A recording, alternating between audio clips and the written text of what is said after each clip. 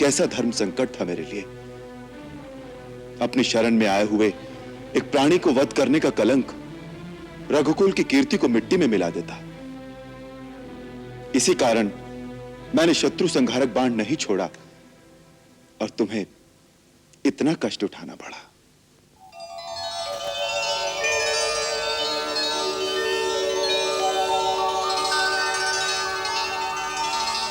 मित्र, अब तुम्हारे घाव, तुम्हारी पीड़ा कैसी है? हाँ? हाँ? प्रभु, ये तो चमत्कार हो गया प्रभु। मुझे आपके स्पर्श करने से ही मेरी पिछली सारी पीड़ा सब दूर हो गई। अरे तारा, सुग्रीव तो क्या, अगर अंगद भी मुझे इस प्रकार चुनौती देगा तो मैं उसे सहन नहीं करूंगा। स्वामी ना। परिणाम कुछ भी क्यों ना हो, धिक्कार है उस शस्त्र धारण करने वाले सूरमा पर जो शत्रु की ललकासुर का सामने न जाए। सुग्रीव और बाली ने एक ही मां का दूध पिया है, बाली मां का दूध ले जाने वाला पामर बन जाए, असंभव। तुम अब निष्पाप हो, इसलिए अधीर ना हो। अपने मन से मृत्यु का भय संताप निकाल दो।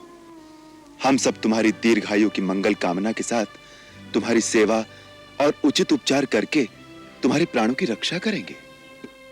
प्रभु, अब रक्षा किस लिए? जीवन तो बार बार मिल जाएगा, परंतु फिर इन हाथों से मरण पाकर मोक्ष तो नहीं मिलेगा। हे राम, ऐसी मृत्यु फिर नहीं मिलेगी प्रभु, फिर नहीं मिलेगी।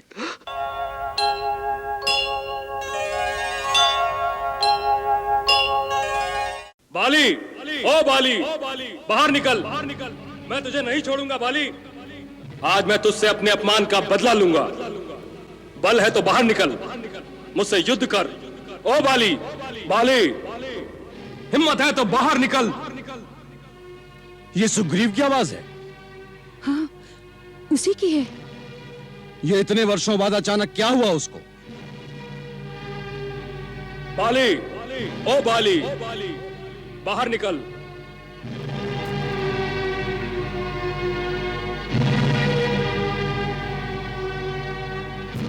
आप रहने दीजिए स्वामी, वो थोड़ी देर शोर मचाकर स्वयं ही चला जाएगा। कोई युद्ध के लिए मुझे पुकारे और मैं घर में बैठा रहूं, ये तुम भीरू कब से हो गई हो? मैं तो केवल आप ही के लिए कह रही हूँ स्वामी। ये आपके विश्राम का समय है। विश्राम मैं आकर कर लूंगा। सुग्रीव मेरे मार्ग के सामने अधिक देर ठहर नहीं सकता। मैं शीघ्र आ जाऊंगा।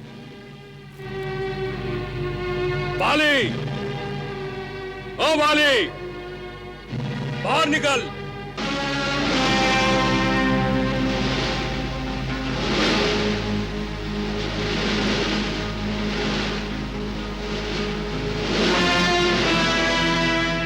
बिल में छुपे चूहे, ये क्या अवतागती सूझी? जा छुप जा, जा छुप जा जाके अपने उसी बिल में। प्रलाप न कर बाले, युद्ध कर, युद्ध। अच्छा तो चूटी के भी आज पर निकल आए। चल खुले मैदान में। चल, चल तो चल।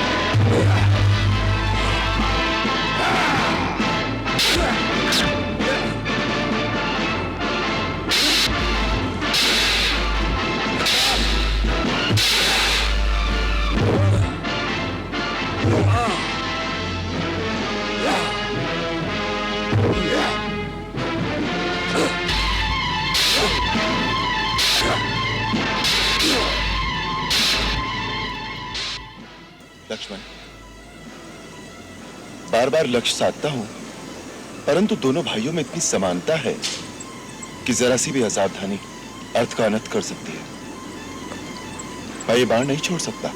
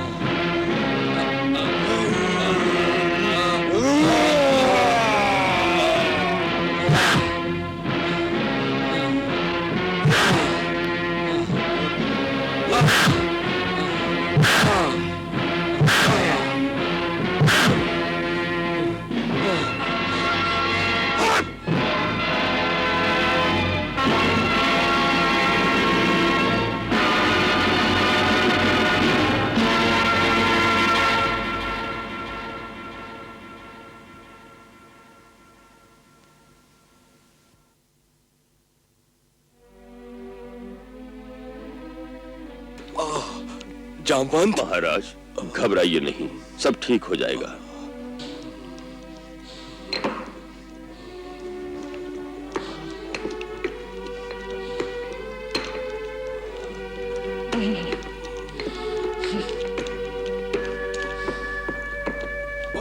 जामवंत।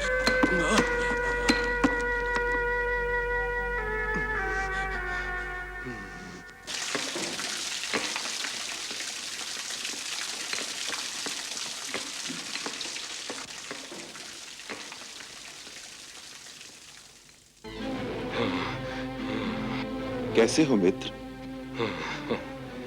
वाह मित्र वाह, अच्छा वचन निभाया, क्या साथ दिया, अच्छी मित्रता निभाई। क्या बहुत पीड़ा हो रही है? कृपालु रघुवीर, मैंने तो आपसे पहले ही कहा था, बाली मेरा भाई नहीं है, मेरा काल है काल। फिर भी आपने मुझे उकसाकर मौत के मुंह में भेज दिया और आप छिपकर मेरे पिटने का तमाशा देखते रहे।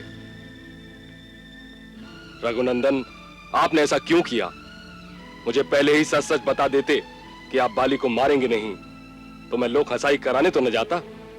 तुम्हारा रोष स्वाभाविक है, परंतु शांतचित्त करके मेरी विवशता को समझने का प्रयत्न करो। तुम दोनों वेशभूषा, कद, चाल ढाल हर प्रकार से एक समान हो। दोनों भाइयों का रूप भी एक जैसा ही है। तुम दोनों की समानता देखकर मैं भ्रम में पड़ गया। यदि मेरी भूल से मेरा बाण तुम्हारे हृदय को विदीर्ण कर देता तो कैसा धर्म संकट था मेरे लिए। अपनी शरण में आए हुए एक प्राणी को वध करने का कलंक रघुकुल की कीर्ति को मिट्टी में मिला देता।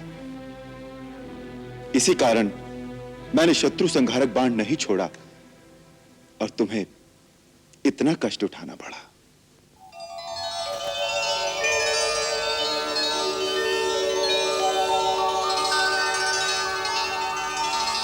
मित्र, अब तुम्हारे घाव, तुम्हारी पीड़ा कैसी है? प्रभु, ये तो चमत्कार हो गया प्रभु। मुझे आपके स्पर्श करने से ही मेरी पिछली सारी पीड़ा सब दूर हो गई। एक नवीन उत्साह शक्ति के विद्युत प्रवाह का संचार होने लगा। मेरे प्रभु श्री राम सुखधाम के वृद्ध हस्त से मृत शरीर में भी श्वास का संचार हो सकता है। श्री राम की महिमा अपरंपार है। हनुमंत, हमें इस लोक से परे पारलौकिक न बनाओ। ये तो केवल एक मित्र के लिए, एक मित्र का सत्य स्नेह और सद्भावना का प्रभाव है। वानरराज सुग्रीव तो केवल एक मित्र ही नहीं, इस समय हमारे आश्रयदाता भी हैं। मित्र वत्सल, मेरे प्राण आपके अधीन हैं, ऐसा कहकर मुझे लज्जित न करें। अब मुझे आदेश दें, मेरे लिए क्या कर्तव्य है प्रभु? अन्यायी अधर्मी बाली का प्रतिकार, पुनः उससे युद्ध की ललकार। लक्ष्मण जी भैया। निशानी के लिए तुम एक पुष्पमाला सुग्रीव के गले में पहना दो, जिससे हम दोनों को पहचान सकें। जो आज्ञा भैया।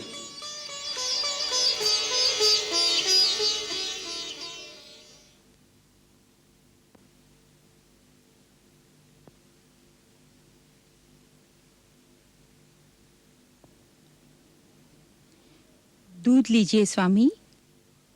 बाले! कायर! लज्जा से डूब मर! युद्ध से भागकर पत्नी के आंचल में जाकर छुप गया। हिम्मत है तो बाहर निकल। सुग्रीव तुझे युद्ध के लिए ललकार रहा है। बाहर आ! ओ वाली! देखा तारा, आज तेरी बहन रूमा का विधवा होना निश्चित है। बाली के हाथों उसके भाई के वध को आज कोई नहीं टाल सकता। स्वामी, स्वामी, बरसाती नदी के समान वेग से उमड़ते क्रोध को काबू करके शांत चित्त से मेरी एक विनती तो सुन लीजिए स्वामी। ये क्रोध तो अब सुग्रीव की गर्दन तोड़कर ही शांत होगा, तब कह लेना जो कहना हो। देखा, वो बैरी फिर द्वार पर आकर ललकार रहा है। स्वामी, बैरी नहीं, आपका भाई है वो। भाई से भाई की लड़ाई सदा जग हंसाई का कारण बनती है। संसार आप ही को दोष देगा। बड़े आप है स्वामी। बड़े छोटे का भेद माँ की गोद तक सीमित रहता है। एक राज्य के दो राजा नहीं हो सकते, वो चाहे भाई भाई ही क्यों ना हो। सुग्रीव स्वार्थी है, वो लालची है, सत्ता का मोह है उसे। उसे सत्ता का मोह है तो आपको सत्ता का मत है स्वामी। तारा, तुम हमारी भार्या होकर लांछन लगा रही हो हम पर, कायर बनाना चाहती हो हमें। नहीं नहीं स्वामी, वीरों में वीर हैं आप। आपका सामना करने की शक्ति त्रिभुवन में किसी में नहीं, परंतु वीरता की वेग में विवेक शून्य हो जाना विनाश का कारण बन सकता है स्वामी। किसका विनाश? नाथ, आवेश में न आइए, तनिक विचार कीजिए। आपके हाथ से मार खाकर परास्त होकर रणभूमि से भागने वाला किस बल पर आपको पुनः चुनौती दे रहा है? अंगद ने हमें पहले से ही सावधान किया था। हनुमान दो मानव तपस्वियों को सुग्रीव की सहायता के लिए ले गया है। वो तपस्वी मानव पुत्र गिरिवर के समान दुर्धर्ष, अटल, अजय बाली का अनिष्ट करेंगे। वो तपस्वी साधारण मानव पुत्र नहीं है स्वामी। उनका पूरा विवरण मिल गया है। जिन्होंने स्वयं महेश्वर का धनुष तोड़ दिया, ताड़का और सुबाहु का वध किया, वो असाधारण अलौकिक त्रिलोक विजेता राम ही आज सुग्रीव के सहायक बन गए हैं। उन्हीं से प्रोत्साहन पाकर वो पुनः आपको युद्ध के लिए ललकार रहे हैं स्वामी। सुग्रीव का ये गर्जन तर्जन, युद्ध के लिए पुनरागमन मेरे मन में शंका उत्पन्न कर रहा है स्वामी। अपनी अर्धांगिनी की विनती मान लीजिए। आज इस समय सुग्रीव से लड़ने न चाहिए स्वामी। देखो, राम के बारे में मैंने भी गुप्तचरों द्वारा पता कराया है। वो धर्म के मार्ग पर चलने वाले और समदर्शी हैं। वो अधर्म का साथ नहीं देंगे। बाले, कायर, युद्ध से भागकर पत्नी के आंचल में जाकर छुप गया। लज्जा से डूब मर। हिम्मत है तो बाहर निकल। सुग्रीव तुझे युद्ध के लिए ललकार रहा है। उस गरजते हुए मेघ को तुम मेरा भाई कह रही हो? अरे तारा, सुग्रीव तो क्या, अगर अंगद भी मुझे इस प्रकार चुनौती देगा तो मैं उसे सहन नहीं करूंगा। स्वामी ना। परिणाम कुछ भी क्यों ना हो, धिक्कार है उस शस्त्र धारण करने वाले सूरमा पर जो शत्रु की ललकासुर का सामने न जाए। सुग्रीव और बाली ने एक ही माँ का दूध पिया है। बाली माँ का दूध ले जाने वाला पामर बन जाए, असंभव।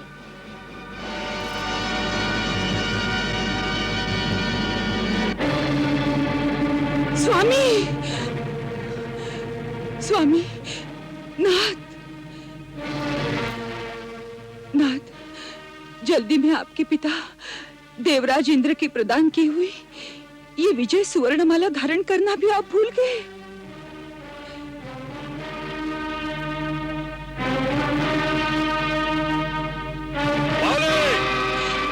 कायर, युद्ध से भागकर पत्नी के आंचल में जाकर छुप गया। लज्जा से डूब मर। हिम्मत है तो बाहर निकल। सुग्रीव तुझे युद्ध के लिए ललकार रहा है। बाहर आ। ओ वाले,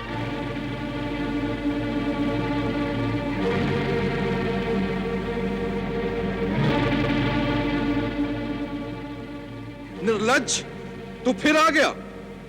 मैंने छोटा समझकर पहली बार तुझे जीता छोड़ दिया था, परंतु अब नहीं छोड़ूंगा। लगता है तेरी मृत्यु तुझे दोबारा किष्किंधा के द्वार पर घसीट लाई है। किसकी मृत्यु होगी ये तो युद्ध के बाद ही पता चलेगा। सुग्रीव, मेरे हाथों क्यों मरता है? अब भी चला जा। कायरों जैसी बात मत कर बाले। यदि मां का दूध पिया है तो आ जा मैदान में। अच्छी बात है, तेरे भाग्य में आज मरना ही लिखा है, तो चल, आजा। चल।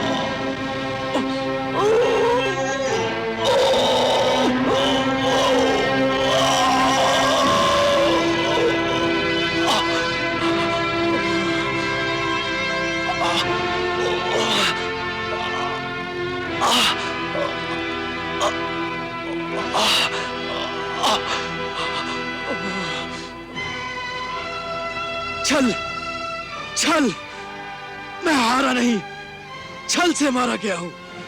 तूने छल किया है मेरे साथ। तू कुलंगार सुग्रीव, भीरू, कायर,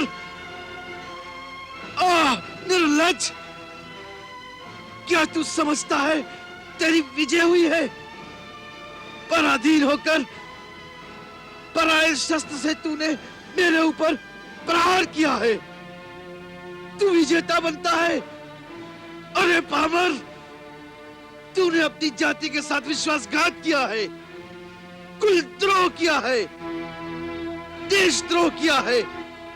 धिक्कार है तुझ पर।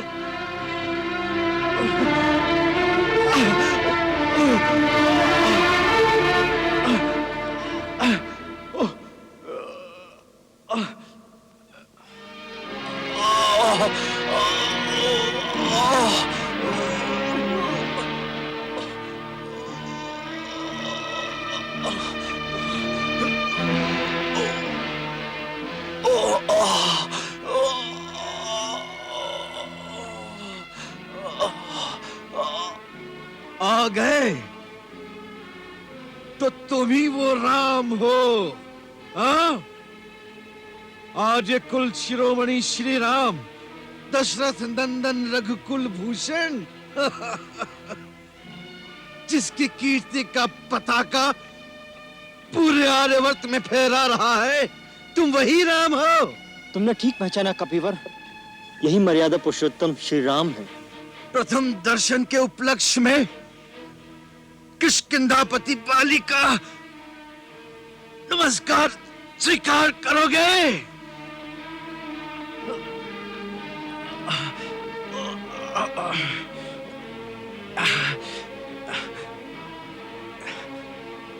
ए धर्म ध्वजाधारी मर्यादा पुरुषोत्तम श्री राम, मुझे केवल इतना बता दो, कौन सी मर्यादा का तुमने पालन किया है राम?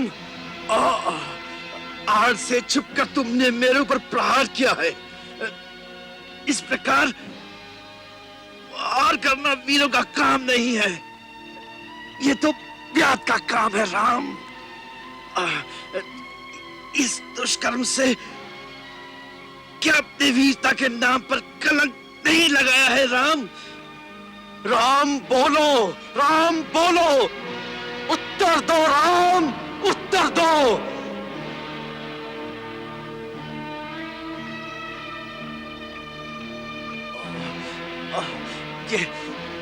ये तीर निकल जाए तो मैं तेरी जान ले लूं मैं।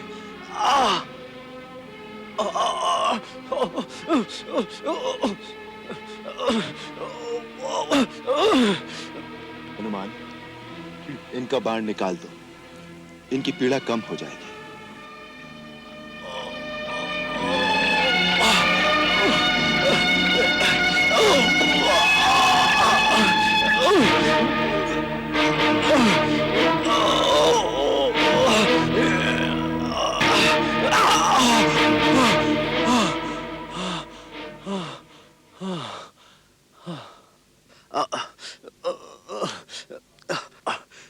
बड़ी दया दिखा रहे हो श्री राम। एक बात का उत्तर तो दो, लड़ाई तो हम दो भाइयों में थी, ऐसे समय में छुपकर मेरा वध करना, यही आदर्श है आप आर्यों का?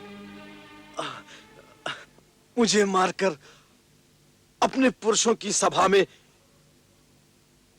निंदा का पात्र नहीं बनोगे? मेरा आपका तो कोई वैर नहीं था राम, फिर किस कारण ये सुग्रीव इतना प्यारा हो गया और मैं आपका शत्रु हो गया? धर्म हेतु अवतारे हूँ गुसाई, मारे हूँ मोहि व्याध की नाई। मैं बैरी सुग्रीव पियारा, अवगुण कवन नाथ मोहि मारा। कारण कवन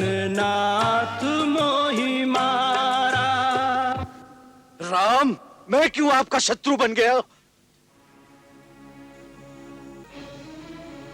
मित्र का शत्रु शत्रु होता है। सुग्रीव हमारा मित्र है। तुमने उसके प्रति जो अन्याय किया है तथा तुम्हारे पापों का दंड देने के लिए हम तुम्हारा वध करने की प्रतिज्ञा ले चुके हैं। रघुवंशी जब किसी को वचन देते हैं तो प्राण जाने पर भी उस वचन को पूरा करते हैं। अपने वचन का पालन करना उनका सबसे बड़ा धर्म है तथा उसके लिए उन्हें निंदा का पात्र बनना भी स्वीकार है।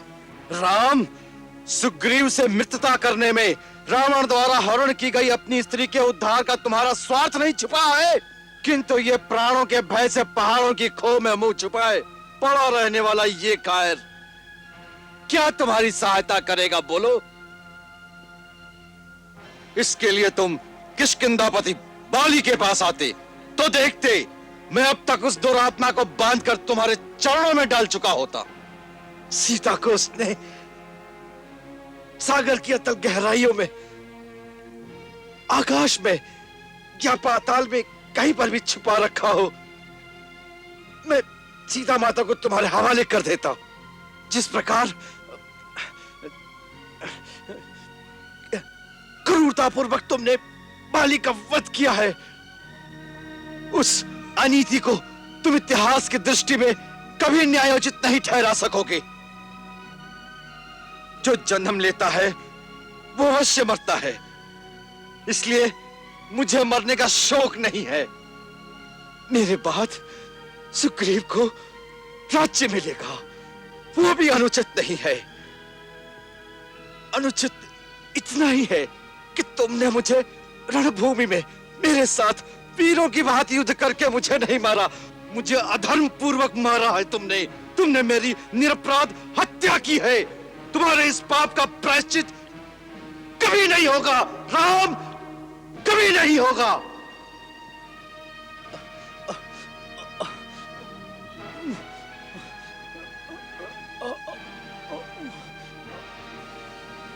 वानरराज, आज मरणोन्मुख अवस्था में पहुंचकर तुम जिस धर्म, सत्कर्म और नीति की दुहाई दे रहे हो, अपने जीवन काल में उसी धर्म, सत्कर्म, न्याय और नीति का विचार तुमने सपने में भी नहीं किया। धर्म, अर्थ, काम और लौकिक सदाचार तुम स्वयं ही नहीं जानते हो। आचार्यों द्वारा धर्म के स्वरूप को ठीक ठीक जाने बिना ही आज तुम मुझे धर्म का उपदेश देना चाहते हो। मेरी निंदा करते समय तुम मुझे एक अबोध बालक के समान दिखाई दे रहे हो। तुम स्वयं चपल हो और चंचल चित्त वाले अजितात्मा वानर तुम्हारे मंत्री हैं। जिस तरह एक अंधा दूसरे अंधे को रास्ता दिखाए, वैसे ही तुम्हारे चपल मंत्री तुम्हें परामर्श देते हैं। फिर तुम धर्म का विचार कैसे कर सकते हो? धर्म के सूक्ष्म स्वरूप को कैसे समझ सकते हो?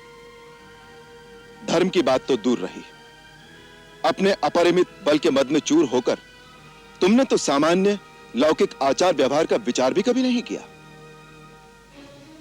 बड़ा भाई, पिता तथा गुरु तीनों एक समान पूजनीय माने गए हैं। उसी प्रकार छोटा भाई, पुत्र तथा शिष्य तीनों एक समान माने गए हैं। पुत्र की वधू, अनुज की भार्या तथा भगिनी के साथ अपनी कन्या के समान पवित्र संबंध रखना पारिवारिक, सामाजिक तथा नैतिक धर्म है, परंतु तुमने कभी किसी मर्यादा का कोई पालन नहीं किया। अपने छोटे भाई सुग्रीव के साथ अन्याय करके बिना किसी दोष के उसे निष्कासित कर दिया और उसके जीते जी उसकी पत्नी रूमा को अधर्म और अनीति से पत्नी की भांति अपने अधीन रखा। ऐसे पुरुष का वध करना ही उसके लिए उपयुक्त दंड माना गया है। अनुज बधू भगनी सुत नारी, सुनु सठ कन्या समय चारी। इन्हीं कुदृष्टि विलोकई जोई, ताहि बधे कछु पाप न होई, ताहि बधे कछु पाप न होई। यदि ये मेरा पाप भी था तो दंड देने का अधिकार केवल राजा को होता है। तुम्हें क्या अधिकार था न्याय का भार अपने हाथ में लेने का? अहंकारी वानर, तुम्हें यह विदित होना चाहिए कि पर्वतों, वन और कानूनों से युक्त यह सारी पृथ्वी हम इक्ष्वाकु वंश के राजाओं की है। इस समय इक्ष्वाकु वंश के राजा भरत है।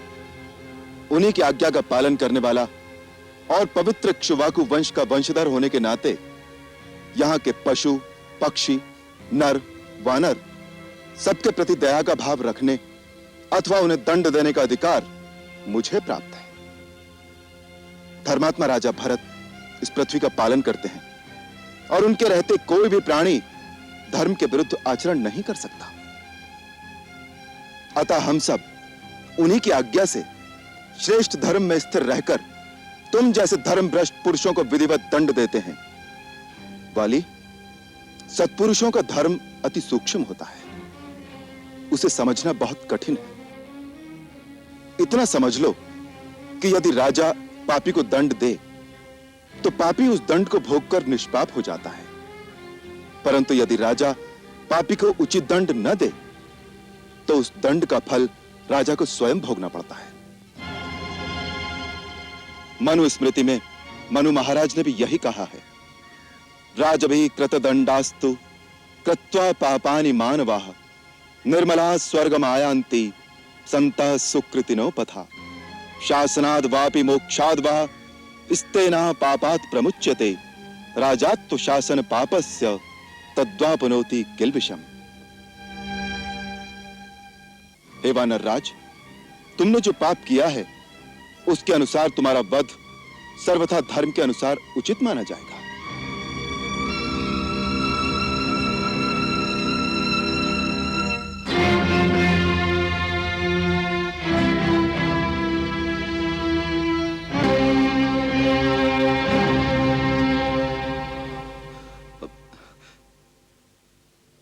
हे दिव्य स्वरूप नरोत्तम, दुष्टा, दंभ और अहंकार के पट मेरी आंखों के आगे से हट गए। मेरी आत्मा के अंतर चक्षु खुल रहे हैं। मानो आत्मा ने परमात्मा को पहचान लिया है। आपके अमोद बाण की पीड़ा के प्रमाद में, अज्ञान के आवेश में मेरे मुख से आपके प्रति अनुचित वाक्य निकल गए हैं। उसके लिए क्षमा करें प्रभु। आप तो परमार्थ तत्व के यथार्थ ज्ञाता हैं और मैं धर्म भ्रष्ट प्राणियों में अग्रगण्य हूं। हे कृपा सिंधु, मेरा अंत मुझे अचेत कर देने वाला है। उससे पहले अपनी चरण रज देखकर मुझे प्रायश्चित कर लेने दीजिए प्रभु। प्रभु, प्रभु,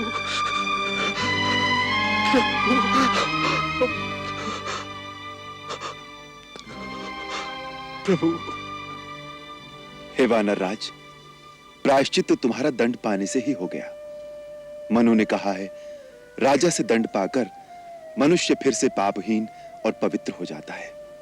सो हे राजन, तुम अब निष्पाप हो, इसलिए अधीर न हो। अपने मन से मृत्यु का भय संताप निकाल दो। हम सब तुम्हारी दीर्घायु की मंगल कामना के साथ तुम्हारी सेवा और उचित उपचार करके तुम्हारे प्राणों की रक्षा करेंगे। प्रभु, अब रक्षा किस लिए? जीवन तो बार बार मिल जाएगा, परंतु फिर इन हाथों से मरण पाकर मोक्ष तो नहीं मिलेगा। हे राम, ऐसी मृत्यु फिर नहीं मिलेगी प्रभु, फिर नहीं मिलेगी। जन्म जन्म मुनि जतन कराहि अंत राम कहे आवत नाही। अंत राम कहे आवत नाही।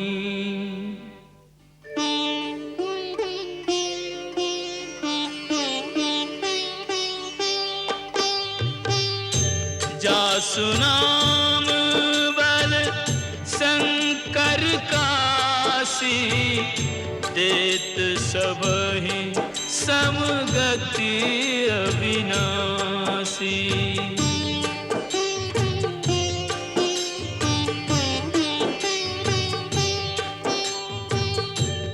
ममलोचन गोचर सोयावा बहुर के प्रभु अस बनी बनावा बहुर के प्रभु अस बनी बनावा अब नाथ कर करुणा बिलो कहूँ देहु जो बर मागूं जेहि जोन जन्मो करम बस तहाँ राम पद अनुरागं तहाँ